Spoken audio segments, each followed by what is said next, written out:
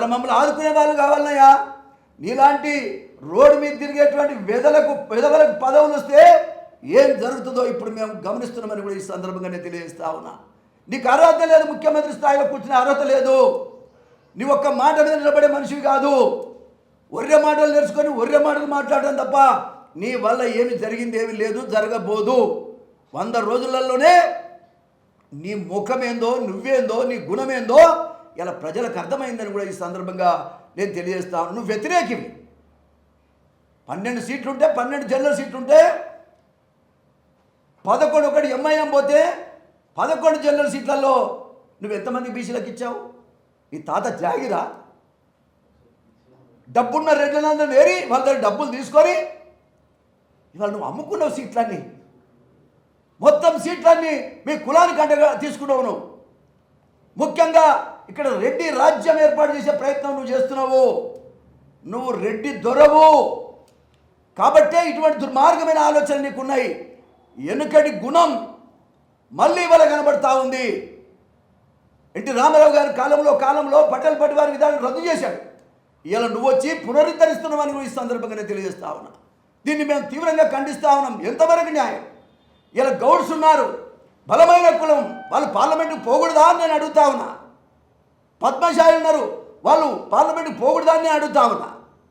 గొల్ల కుర్మలు ఉన్నారు, వాళ్ళు పోకూడదా అని నేను అడుగుతా ఉన్నా. వీళ్ళంతా పార్లమెంటుకు పోవడానికి అర్హత లేదా అని నేను అడుగుతా ఉన్నా. ఇంకా అనేక సంవత్సరాలుగా దొక్కబడుతూ చాకలి, మంగలి, కుమ్మరి, మరి ఎంతోమంది 94 బీసీల కులాలు ఉన్నాయి. మరి వాళ్ళందరూ ఎవరు కూడా ఒకసారి పార్లమెంట్కి పోయే అవకాశం లేదా? ఎంతసేపు మీరు రెడ్లేనా అని నేను అడుగుతా ఉన్నా. ఇలా ఒక్కొక్క కుటుంబంలో 2 టికెట్ ఇస్తుంది. పార్లమెంట్ సీట్లు వచ్చే వరకల్లా మొత్తం తీసుకొని పోతుంది. ఎవరు ఉద్ధరించడానికి? ఈ ఎంపీలు, మీ రెడ్డి ఎంపీలు ఏం ఉద్ధరిస్తారా? గడ్డికి వస్తారా పార్లమెంట్లో? వాళ్ళకి ఏం తెలుసు? డబ్బులు సంపాదించడం, వ్యవస్థను కొల్లగొట్టడం తప్ప అంతకంటే ఏం తెలుసు అని ఈ సందర్భంగా తెలియజేస్తా ఉన్నా. నీకేం తెలుసో వాళ్ళకు కూడా అదే తెలుసు. పార్లమెంటుకు పోయి వీళ్ళు ఏం చేస్తారని అడుగుతా ఉన్నా. కడుపు మంట ఉన్నవాడు, బాధ ఉన్నవాడు, highest body parliament, constitutional body పార్లమెంట్లోనే దేశం యొక్క విధానాన్ని నిర్ణయించేటువంటి, పాలసీలు నిర్ణయించేటువంటి ఒక వ్యవస్థ అది. అక్కడ మమ్మల్ని పోకుండా చేసి కేవలం మీ కులస్తుల కోసమే పార్లమెంట్ ఉన్నట్టుగా నువ్వు అక్కడ పంపించిన విధానం ఎవరన్నా నష్టరాన్ని అడుగుతా ఉన్నా. నేను సర్వసభ్య సమాజాన్ని కోరుతా ఉన్నా. పోనీ 6 ఏళ్లలో కూడా పేదరెడ్డికి ఇచ్చినవా? పార్టీకి పనిచేసిన వాడికి ఇచ్చినవా? పనిచేసే రెడ్డికి ఇస్తే కూడా ఓకే, పర్వాలేదు అనుకోవచ్చు. ఒక్కోసారి బాగా డబ్బుండి 100,000 కోట్ల రూపాయల వరకు అమ్ముకుంటావా టికెట్లు? నువ్వు దుకాణం ఓపెన్ చేసినావు, దుకాణంలో ఎవడు హైయెస్ట్ ప్రైజ్ ఇస్తే వాడు టికెట్ ఇస్తున్నావు. ఇది ఎంతవరకు సమస్య? ఈ సందర్భంగా నీకు సిగ్గు శరం లేదు. నీవు ఉంటే ఈ రకమైనటువంటి రాజకీయం చేయలేవు. మేము మాది వాళ్ళకి ఇది ఇచ్చినాం, మేము అది ఏమి ఇచ్చినామే మాకు? మేము ఉండాల్సిన స్థాయికి హైయెస్ట్ బాడీకి మమ్మల్ని పోకుండా అటెండర్ పోస్ట్ ఇచ్చి మేము ఇస్తామని చెప్తావారు. అటెండర్ పోస్ట్ కలెక్టర్ తేడా లేదా?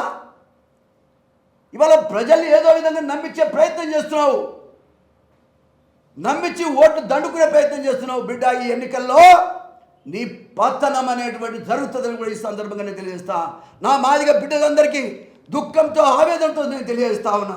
70 సంవత్సరాలు వచ్చినాయి, మనకు దిక్కులేని పరిస్థితి వస్తూ ఉన్నది. గమనించండి. ఇవాళ నేను ఎందుకు మాట్లాడుతున్నా మీరు అర్థం చేసుకోండి. రాజకీయ స్వలాభం నాకు అవసరం లేదు, నాకు టికెటే అవసరం లేదు. కానీ నా జాతి బాగు కోసమే రాబోయే కాలం అంతా పోరాటం చేస్తున్నానని కూడా ఈ సందర్భంగా నేను తెలియజేస్తా ఉన్నా.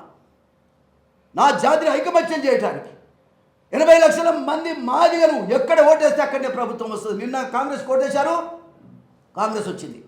రేపు ఇంకొక పార్టీని సెలెక్ట్ చేసుకొని ఏ పార్టీ అయితే మాదిగల కోసం నిలబడుతుందని చెప్తుందో రాబోయే కాలంలో వాళ్ళకే బతుకుదరు తప్ప మరొకటి కాదని కూడా ఈ సందర్భంగా నేను తెలియజేస్తా ఉన్నా. ఏది ఏమైనా మనం అమాయకులుగా ఉంటే నా మాదిగ బిడ్డలకు నేను విజ్ఞప్తి చేస్తా ఉన్నా.